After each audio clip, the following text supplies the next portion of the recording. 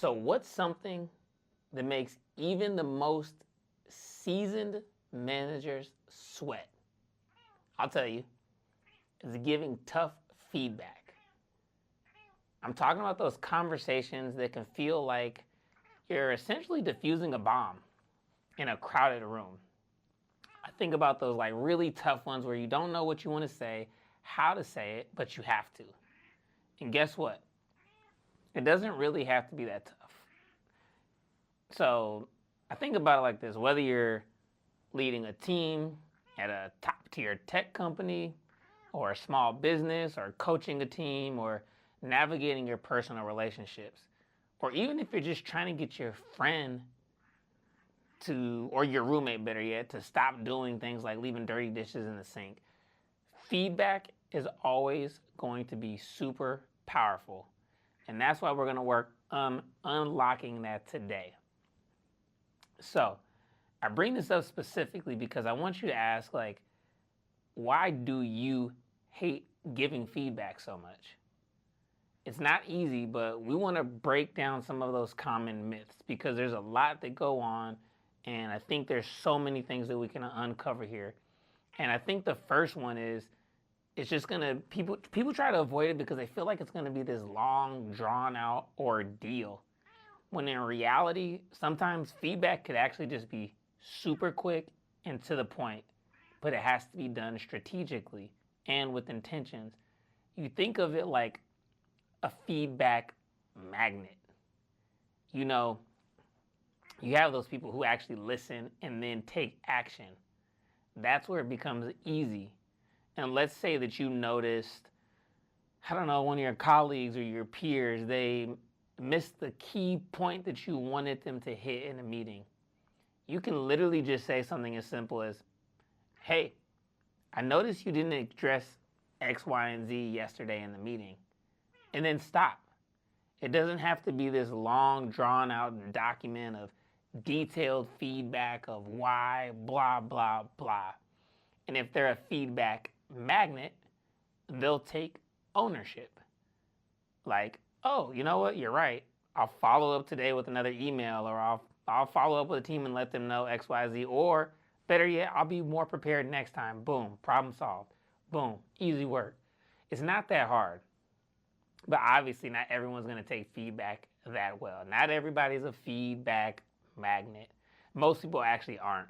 So you really still don't want to assume that conversations need to be a marathon, though. You have to figure out who you're giving feedback to and why and what the feedback is. Now, the other thing I like to think about is people always feel like feedback has to be perfect. And this is where I like to say newsflash. Feedback is actually a dialogue, not a monologue. Feedback is a dialogue, not a monologue.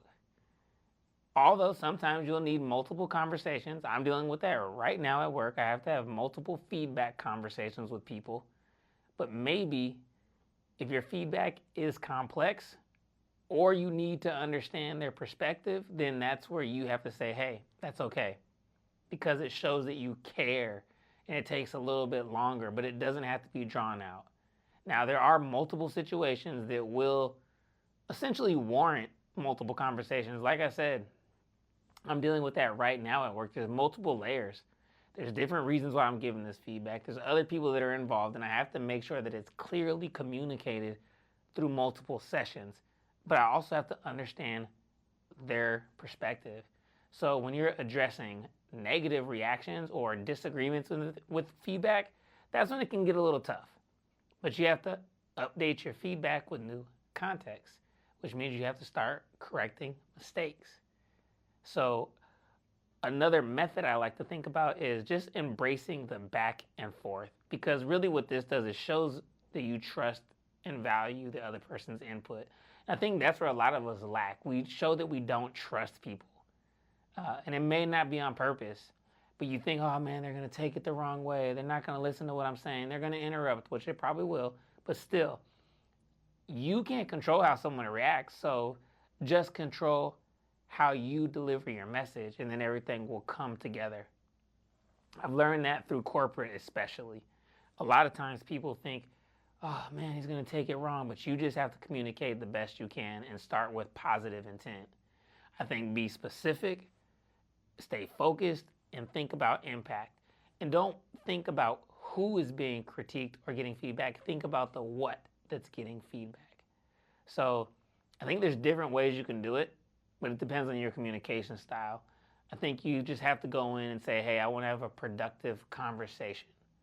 I want to help you make the strongest impact that I can. And that's when you start discussing any hurdles or obstacles or challenges that you're experiencing or that you're seeing this person you're giving the feedback experience. And you could do this in your relationships as well. It's so easy, and communication is key, but it takes a long time to get there and it takes a lot of practice. I wasn't the best at this. I actually used to struggle, which is why I'm able to talk about it now, because I practice and practice and practice. And I also learned that a lot of people don't really listen. So once you start listening and being curious about the other person's perspective, then you have information and data to work with. So you have to start participating a little less so you can hear more, right? That's going to help you get better and more diverse ideas and feedback. So you just have to be, I'm not saying you have to be, but it's good to be an inclusive leader and be someone who actually cares about the team.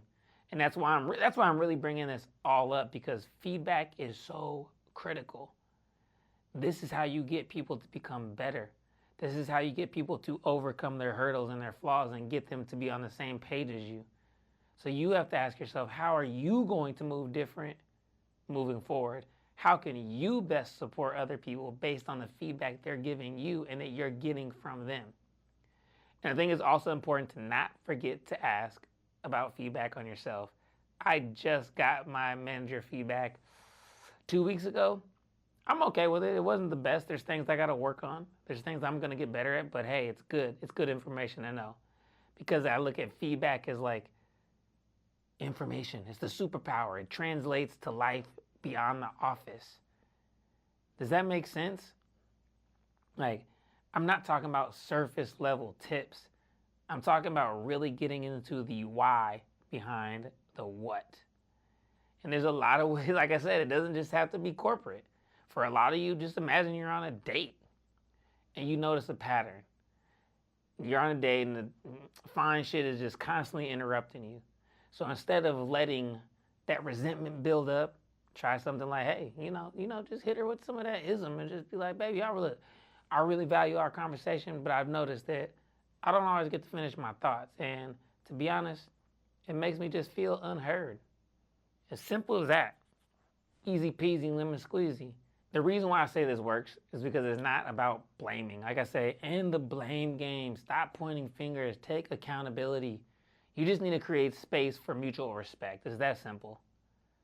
You're not attacking someone's character. You're just addressing a behavior and its impact on you or on your business.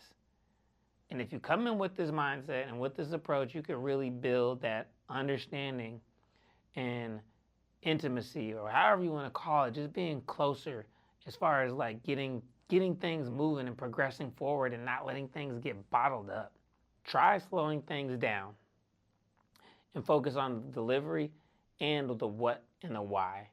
And this is going to work because you're going to start acknowledging people's effort. Try acknowledging people's effort first, addressing the risk, and then offering a solution, because you're not just pointing out a flaw anymore. You're actually providing actionable advice and explaining the impact and the benefits behind it.